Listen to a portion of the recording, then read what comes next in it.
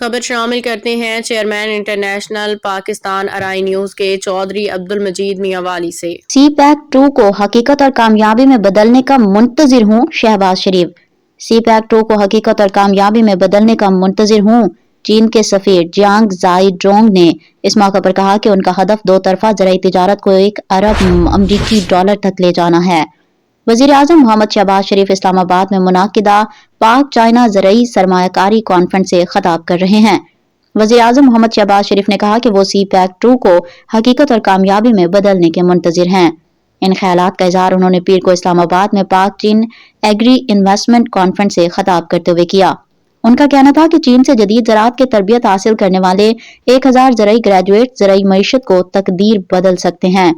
پاکستان چین کے تجربات اور مہارت سے استفادہ کر کے سالوں میں نہیں مہینوں میں کمال حاصل کر سکتا ہے۔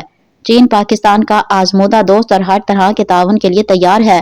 اس موقع پر رانا تنویر حسین، جام کمال، اویس لغاری، عطا اللہ طارر، شیزہ فاطمہ، خواجہ سمیت وفاقی وزرائے مملکت پاکستان نے چین کے سفیر جیانگ زائی ڈونگ، بیجنگ میں پاکستان کے سفیر خلیل ہاشمی، پاکستانی اور چینی کمپنیوں کے نمائندے اور اعلیٰ سرکاری حکام بھی موجود تھے۔